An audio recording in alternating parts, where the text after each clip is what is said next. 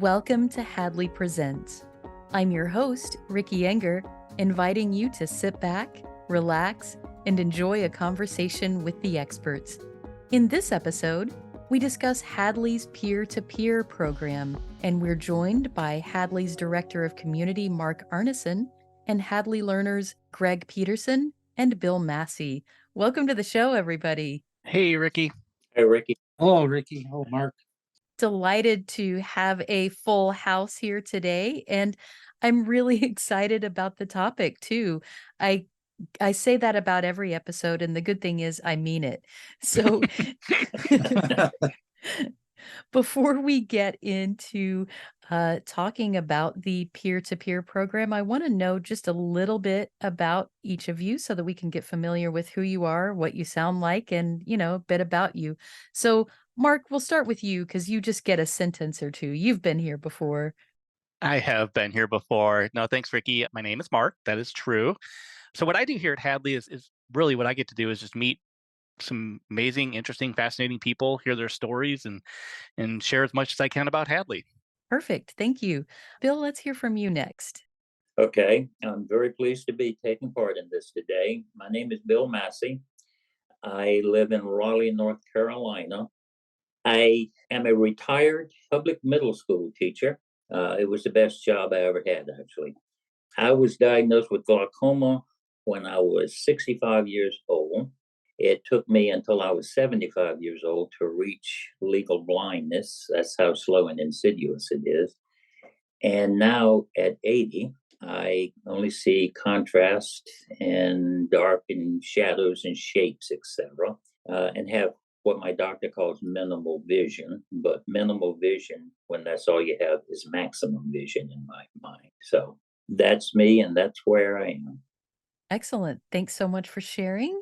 And Greg, that leaves you. Oh, thank you, Ricky. I'm really glad to take part of this. It's been a pleasure and doing this. Well, I'm Greg from right outside of Chicago, Illinois. I was diagnosed when I was young with cone rod dystrophy, and never really affected me. I just thought I had bad eyes, and then as I got older, I'm 60 now. I had cataract surgery done because I noticed my central vision was declining, and I thought getting the cataract surgery was going to bring me back at least 5 years. And unfortunately, as my doctor says, well, cataract's like a geriatric for your eyes. It's as good as it's going to get. So I was legally blind. I still have central vision, and peripheral vision is good. So I'm still able to move around. And yeah, that's it in a nutshell. And so now I'm just going to the, like I said, next chapter of my life. Great. Thank you for sharing your story as well. So I am, again, delighted to be talking about this today. I think one of the most common things that we hear, whether it's in discussion groups or whether it's people talking about Hadley's Insights and Sound Bites, or just as we have the opportunity to chat with people each day by phone and email, the most common thing is, I wish that I could talk with someone who understands what I'm going through. I wish that I could share this really cool tip that I was struggling with something and I figured out how to do it. I know others would benefit. And so just that desire to connect with other people is really, really strong. So I'm happy that Hadley is developing a program to address that. And so, Mark, I think you're probably the best person to kind of talk about what this is. So what is the peer-to-peer program? No, well, Ricky, it's exactly what you just shared. As I mentioned, part of what I get to do here at Hadley is meet people. I get to know them, I hear their stories, and just like you shared with our discussion groups, our insights and sound bites, so often people would share with me that they really wish they had someone they could talk to who just understood what they were going through. Actually, I was chatting with somebody a couple weeks ago.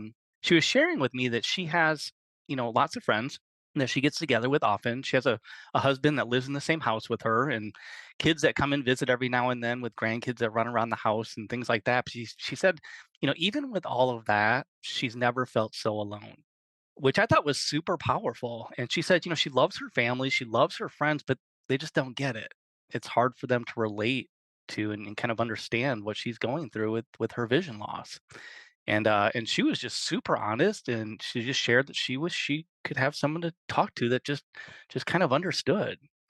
And that's like one end of the spectrum, right? I also hear from folks who, quite a few folks who don't have a lot of people in their lives, and they're trying to manage this new life with vision loss all by themselves. And our hope is with this program, they don't have to keep doing that. Yeah, that makes perfect sense, and I think for a lot of people, they are the only blind or low vision person they know. Right. They're the only person going through this, and so that really contributes to this loneliness. No, I was just going to share, Ricky. I think you're right. A lot of people, this maybe they don't know anybody that's going through something similar, and I think that as people, as human beings, when we hear someone talk about going through something difficult, like a difficult moment in life, when we hear them talk about what they did or how they handled it, like when we just hear their story, I think that can give us hope too, and that's another piece of this that I think is a huge piece that I didn't want to forget to mention as well.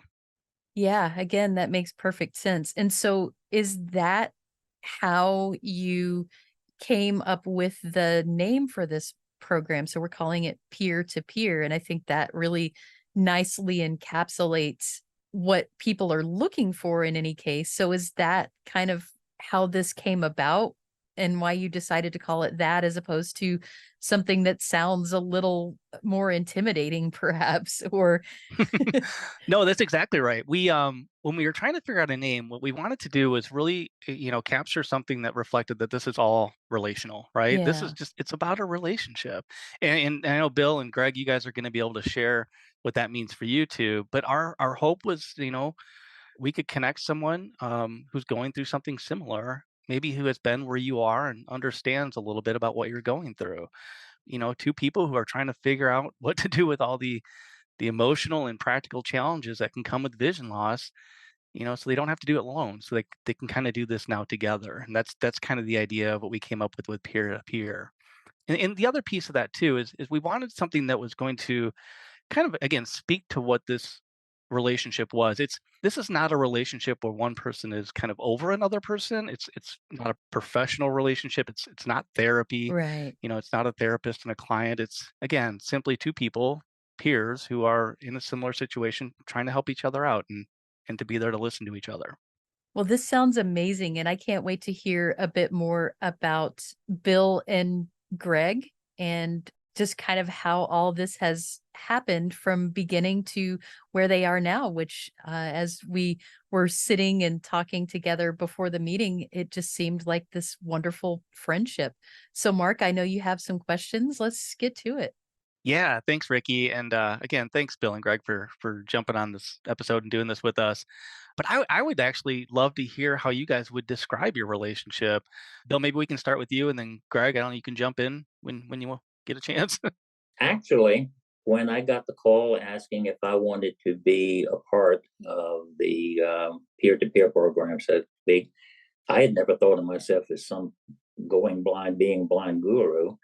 I just knew that I had to learn a lot of things on my own over the years that I knew other people like me didn't know at this point in time. But I didn't know how the relationship with Greg was going to go. I didn't even know what we might talk about. But as it turns out, we spent very little time talking about rod and cone disease or glaucoma because the cause is not important as the consequence is, because that's the same. And so we spent some time talking about our experiences and going through the denial, then going through the acceptance, and going through the adjustment. That was all essentially a mental process. And then I call that the road to blindness. And then the road through blindness, you start talking about what you're going to do about it and what resources are available. And I had some things to suggest, and Greg had some things to suggest that I didn't know about. I mean, and pretty quickly we were on par with what we were bringing to the conversation. And it didn't take long before the conversations and the phone calls evolved into just friendship. I mean, we would talk about things that we do when we can't see that are funny. And we would talk about things that we do that are not funny to us, but are funny to everybody else. Um, and just those types of things. And, Greg always ends a phone call with a joke. So anyway, it was always good. I said, well, at least nothing else. I'll get a joke out of this. Bill has his jokes. And yeah, and there was one that he could tell now. But anyhow, and so it has just evolved into, it's not like a formal thing. We went from talking very structuredly once a week to very structuredly every other week to I'll call you when I need to and want to, and you call me when you need to and want to. And so maybe every 3 weeks or so, one of us will call and we'll chat and we'll talk about Greg being up on a ladder in Wisconsin, putting up gutters, and stuff like that. And so it has nothing to do with blindness anymore. And that's great because we can talk to each other knowing what the other situation is without having to explain it to everybody. And so that's how it is for me right now. That's great. Thanks, Bill. Well, Greg, how would you describe this relationship that you have with Bill?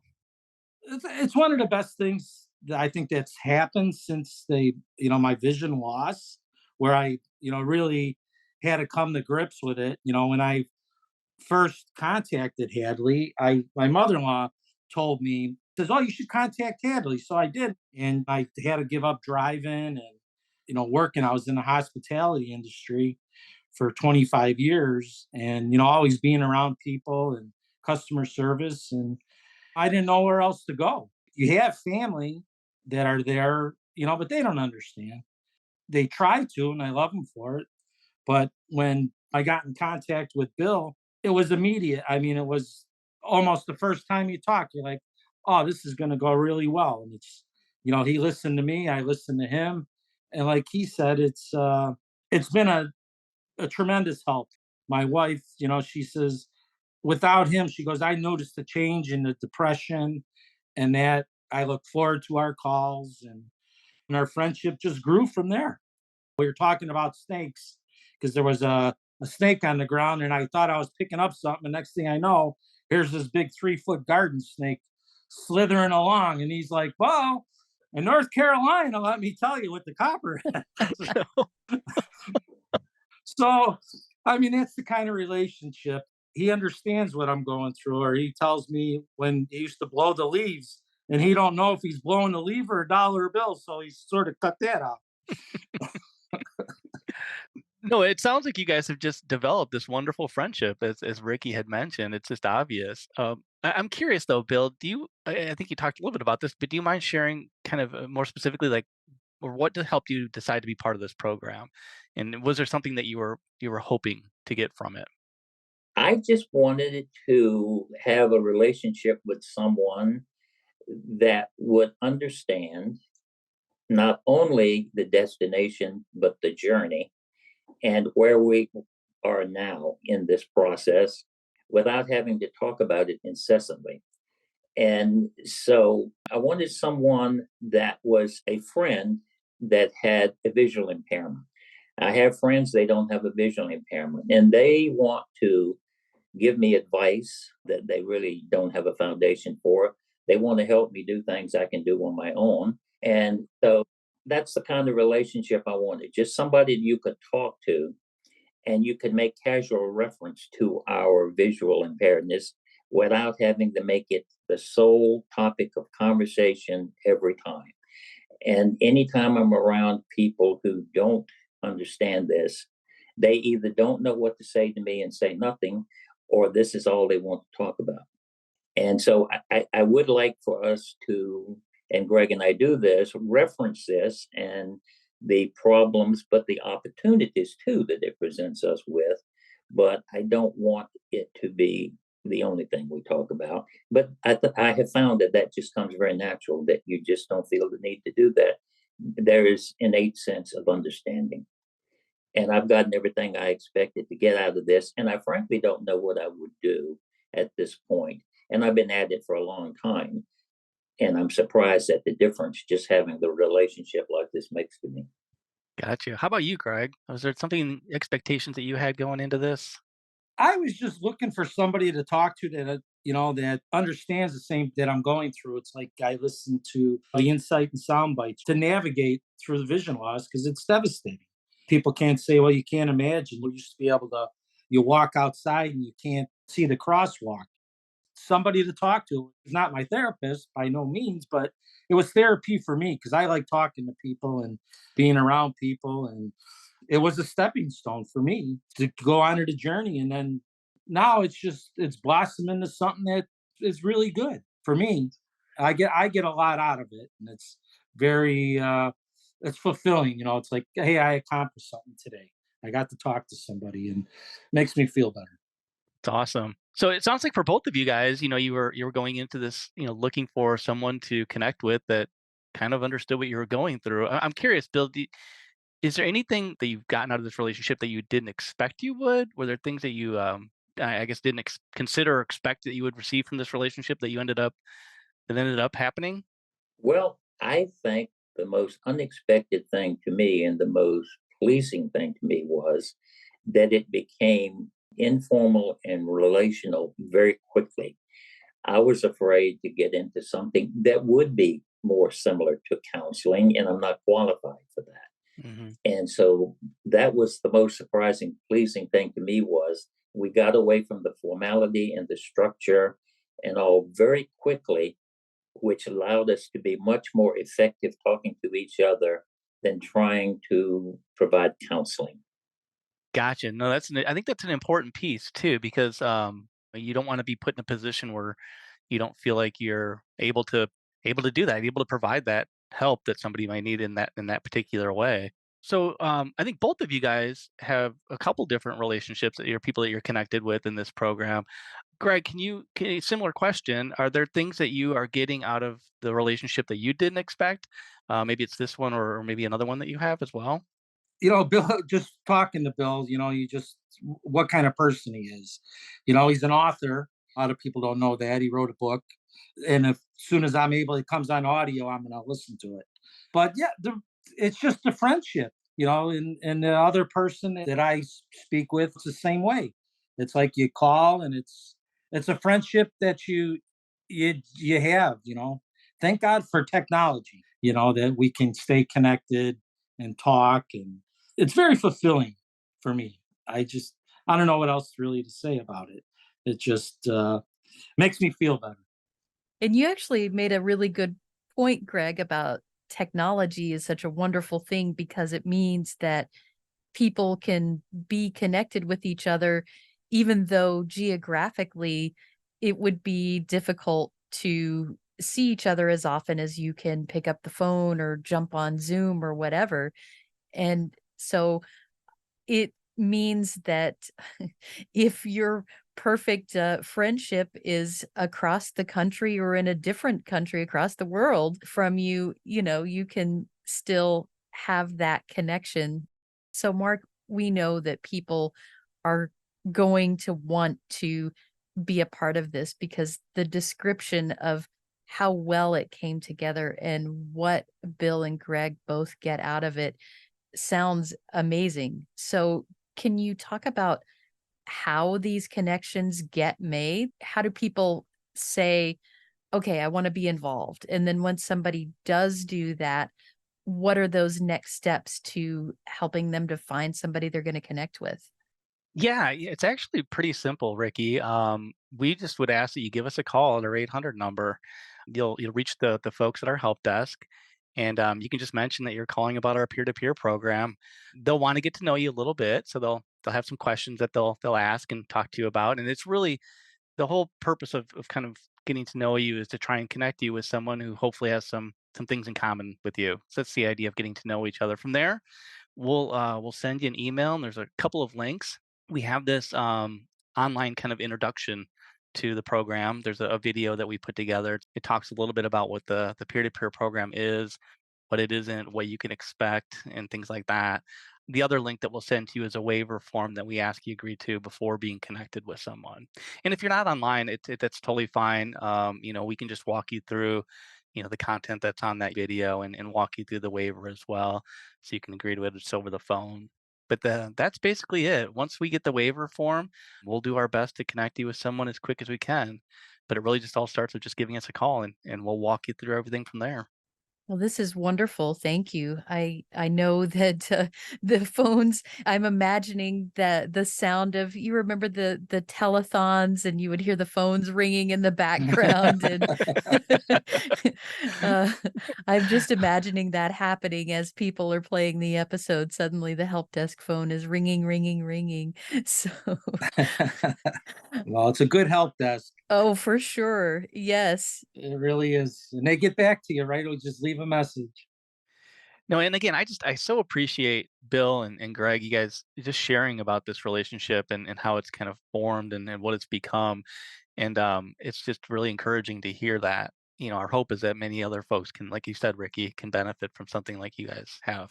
Yeah, it's clear just from listening to the two of you that this really has gone from something that may have started out that formal relationship, but just very quickly became a very valued connection for both of you.